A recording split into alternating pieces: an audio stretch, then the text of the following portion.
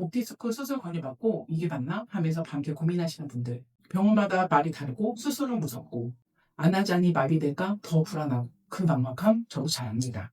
남편이 목 디스크 파열로 찢어질 듯한 통증을 겪으며 매일 같은 고민을 했거든요. 근데 진짜 차이를 만드는 건 MRI 소견이나 통증 기간이 아니었습니다. 의사에게 핵심 질문을 던졌느냐 아니면 권유를 그대로 따랐느냐 그 한 끝이었습니다. 오늘은 진료실에서 꼭 해야 할 핵심 질문, 수술 전 확인해야 할 4가지 기준, 즉시 수술을 고려해야 되는 상황, 그리고 수술 여부와 관계없이 반드시 해야 할 자세 교정까지 핵심만 짚어드릴게요. 수술 고민의 첫 핵심 질문은 이거예요. 제 목 디스크 자연 흡수될 수 있을까요? 반드시 의사 선생님께 꼭 여쭤봐야 해요. 목 디스크는 90에서 95%가 자연 흡수되는 것으로 보고됩니다. 이건 저희 이전 영상에서도 다뤘던 내용인데요. 미국, 유럽 의사들이 반복해서 말한 내용이에요. 실제로 우리들 병원 TV 이상호 원장님께서도 이런 케이스를 말씀해 주셨어요. 한 달 정도 내지 6개월 지나면 터진 디스크가, 빠져나온 디스크가 저절로 흡수되는 수가 흔히 있습니다. MRI로 디스크 조각이 딱딱한지 말랑한지가 보여요. 수분이 많아서 말랑한 조각은 면역 반응으로 빨리 흡수되는 경향이 보이지만 수분이 적고 딱딱한 조각은 혈관신경이 자라 고착화되고 오래 괴롭힐 수 있다고 해요. 즉 말랑한 조각은 자연 치유가 충분히 가능하다는 거죠. 굿라이프 TV 이경서 원장님이 MRI 보여주면서 설명해 주신 영상이에요. 하얗죠. 이게 뭐예요? MRI에서 하얀 것보다 물이다. 하얀 게 많을수록 물이 많은 거예요. 물이 많으니까는 하얗게 보이는 거고 얘는 말랑말랑한 디스크예요. 그리고 MRI로 디스크가 섬유륜 안에서 볼록하게 나와 있는 상태인지 아니면 섬유륜을 뚫고 밖으로 튀어나와 있는지를 봐야 해요. 좀 더 자세한 설명은 심스파인 TV의 영상으로 설명해 드릴게요.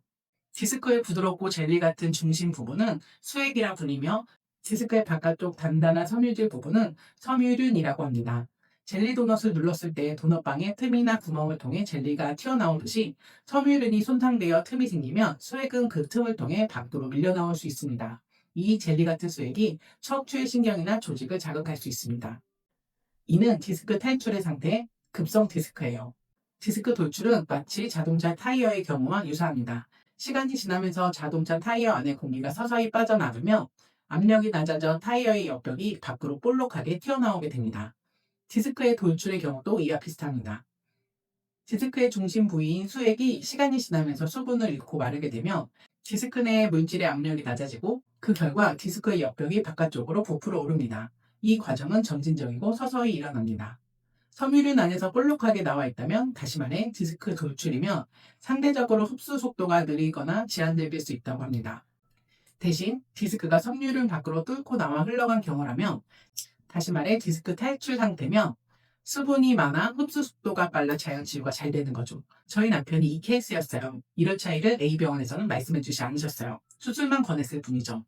그런데 급성 디스크 파열, 즉 디스크 탈출이어도 디스크 조각의 탈출이 신경을 지속적으로 압박하고 잠, 식사, 업무가 불가능한 상태가 6에서 8주 이어지면 3개월 전에 수술 전환을 검토해야 합니다. 그래서 반드시 의사에게 물어봐야 해요. 제 디스크 조각 딱딱할까요? 말랑할까요? 디스크가 섬유륜을 뚫고 탈출했나요? 아니면 섬유륜 안에서 돌출이 됐나요? 지금이 자연 흡수의 대기 상태인지 아니면 추간공 협착증, 척수증 진행 마비 등 수술을 서둘러야 하는 상황인지를요. 하지만 반드시 이런 경우에 해당되면 즉시 수술 상담을 받으셔야 해요. 우리들 병원 TV의 이상호 원장님의 말씀입니다.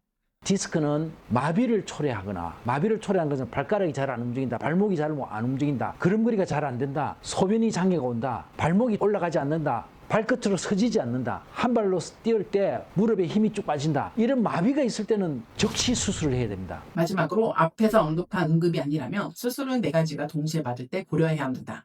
첫 번째, MRI 소견에 대한 여러 의사의 일치가 필요합니다. 굿라이프 이경서 원장님께서도 말씀하셨습니다.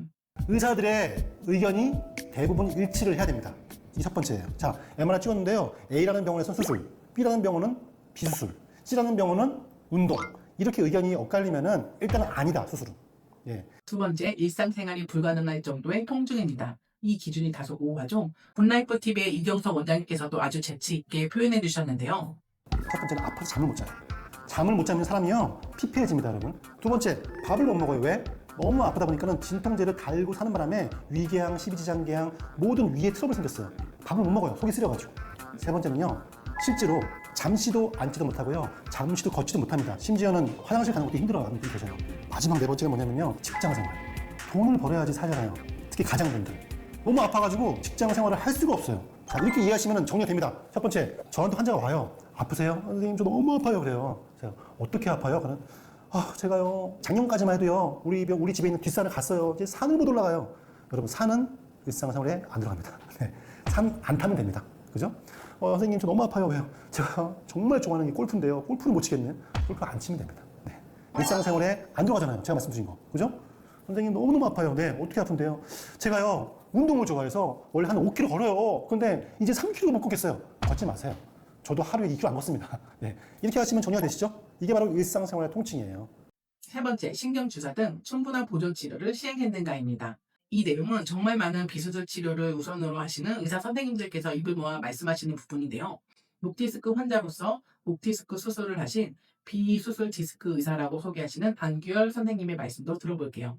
제가 이제 유경험자니까 수술을 하는 이유는 못 견디니까입니다. 뭐 선택의 여지가 없는 경우인데, 하나 그래도 좀 생각해 볼 수 있는 건 내가 과연 수술하기 전에 비수술적인 방법으로 어디까지 해봤느냐가 중요합니다. 보통 통증의학에서는 이제 시술이라고 해서 목에다 직접 신경이나 관절 주변에 직접 주사를 하는 그런 방식이나 아니면 기구가 직접 들어가는 그런 시술까지 해봤느냐, 그게 과연 안 들어서 수술까지 갔느냐, 아니면 바로 수술병원 가서 MR을 찍었더니 디스크입니다. 수술합시다. 그래서 수술했는지, 선택의 폭이 있었는 것과 없었는 차이인데, 일단 수술병원 가면 치료가 그냥 수술만을 이야기하기 때문에, 그러니까 종합하면 수술 전에 해볼 수 있는 치료나 검사를 충분히 했느냐, 그리고 나서 수술로 갔느냐가 제일 중요하고. 같은 주사라도 표적 정확도에 따라 결과가 다릅니다. 저희 남편 사례처럼 A병원에서는 효과가 없었어도 B병원에서 호전되는 케이스가 실제로 있습니다. 마지막으로 네 번째, 본인이 수술 필요성에 대해 충분히 납득을 하고 본인의 의지가 있는지입니다. 수술 후 재활 과정도 굉장히 고통스럽기 때문에 주위에서 떠밀리듯이 하면 재활 치료부터가 힘들어질 수 있다고 해요. 수술 필요성에 대해서는 앞서 말씀드린 내용으로 충분히 감을 잡으셨으리라고 생각됩니다. 개인적으로 일상생활이 불가능한 정도가 아니라면 수술보다 보존 치료를 충분히 해보시는 걸 권해드리고 싶습니다. 저희 남편도 결국엔 지나갔거든요. 그런데 여기서 정말 중요한 게 한 가지가 있어요. 아주 근본적인 거예요. 수술을 해도 수술 안 해도 자세 교정은 반드시 해야 합니다. 근본을 바꾸지 않으면 수술을 해도 또 터지고 또 악화돼요. 실제로 수술 후 재발하는 경우가 굉장히 많거든요. 결국 통증이 가라앉지 않는 분들의 공통점은 하나예요. 일상 속 자세가 그대로라는 거. 그럼 자세 교정 어떻게 시작해야 할까요? 사실 가장 어려운 게 의식하지 않고서도 바른 자세를 유지하는 거예요.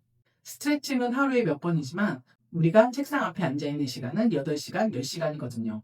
그 긴 시간 동안 머리가 앞으로 빠지는 걸 의식만으로 잡는 건 사실상 불가능해요. 저희 남편이 회복 과정에서 정말 도움을 받은 게 바로 이 부분이었어요. 앉아있는 동안 목이 앞으로 떨어지지 않도록 잡아주는 것. 그게 목교정기의 역할이에요.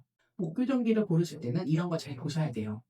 단순히 턱을 받쳐주는 구조인지 아니면 좌우 회전이 자유로워 일하면서도 자유롭게 쓸 수 있는지, 턱 받침대의 높이 조절이 돼서 모니터 작업할 때, 책 볼 때 모두 쓸 수 있는지, 그리고 장시간 써도 불편하지 않게 설계되었는지.